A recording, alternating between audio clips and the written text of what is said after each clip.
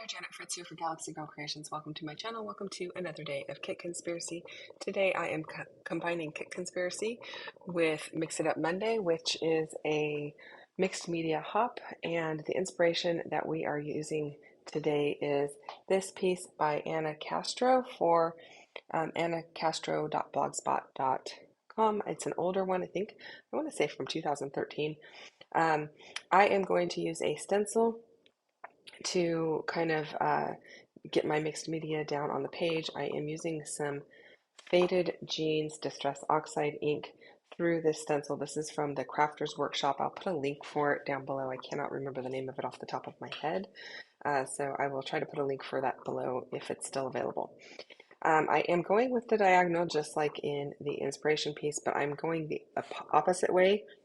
She's got the large piece in the upper right going to the lower left. I'm going to do my large piece on the lower right going to the upper left. Did I say upper left before? I said meant lower left. Anyway, so just the opposite.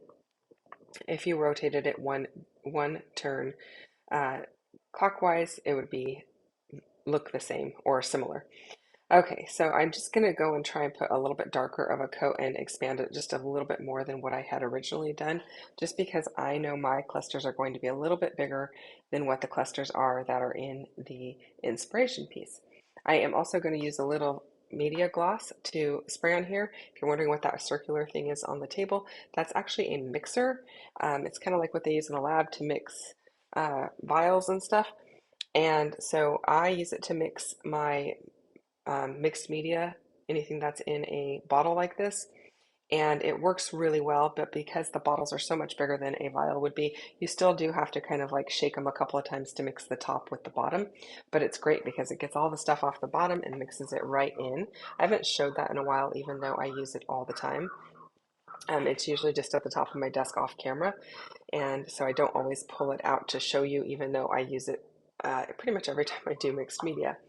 So I did pull a couple of the 3x4 cards or 4x6 cards from the C'est La Vie collection from P13. So this week for Kit Conspiracy, if you missed it, we are using a mashup of P13's C'est La Vie collection as well as the 49 and Market Summer Porch collection. You can see Summer Porch off to the right hand side. C'est La Vie is definitely more oceany, beachy kind of looking, whereas the other one is not necessarily at the beach, even though it has beachy concepts. You could buy the land ephemera, or you could buy the beach ephemera. We just are using the land ephemera to give us a little bit more options and a bit more opportunity to mix and match. And by we, I mean me and MK. We are also both playing along with Mix It Up Monday today, along with Tara over at the Paper Snob and a whole bunch of other people that are playing along with the same group. You can join the Paper Snob Facebook group and play along with Mix It Up Monday as well. And all of the links are down below for these things, including the link to MK's channel, so you can go and see what she's doing for Kit Conspiracy.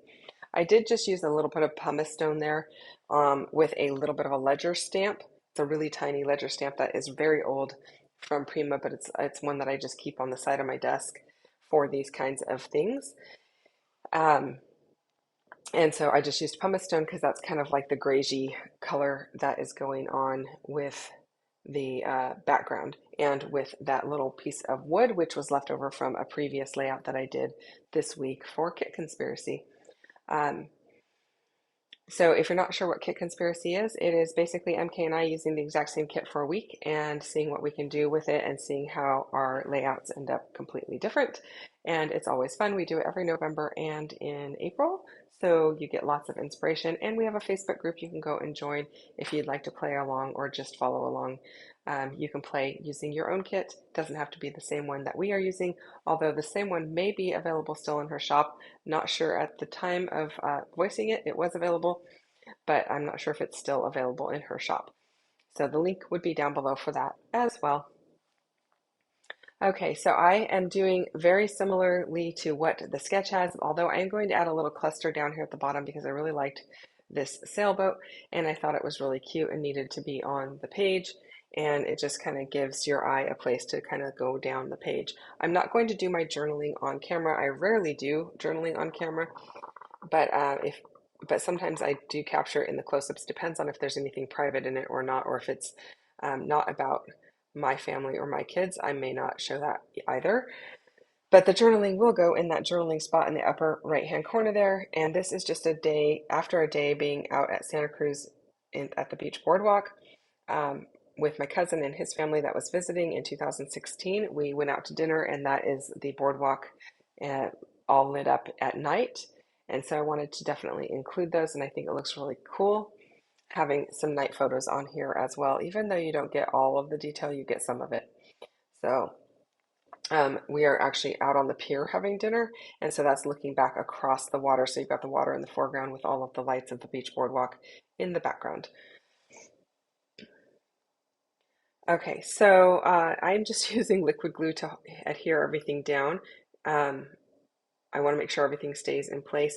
And these little foliage pieces that are like the underwater foliage, I don't glue all the way to the edges on those because I want it to maintain a little bit of texture and have a little bit of softness to it. So not everything is glued all the way down, especially the foliage pieces, but the other pieces are definitely glued down so that they're not going to go anywhere.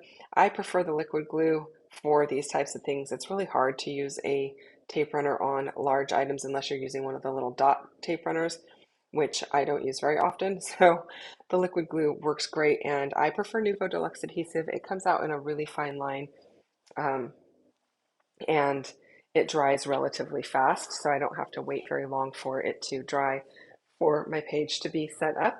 And then for my larger pieces, I will go ahead and use the tape runner because I feel like that's going to hold just fine for the larger pieces and it's easy to apply. Although I will say that every once in a while, if there is mixed media on a page that is like a texture paste or something, I still go with the liquid glue because the tape runner does not hold over texture paste very well. Things tend to pop off.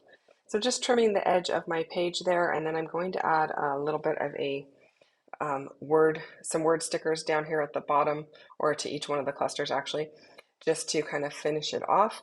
My title is that little blue piece. Um, it's very small, I realize that, but this is not the first page in this series of photos, so I'm not too worried about that.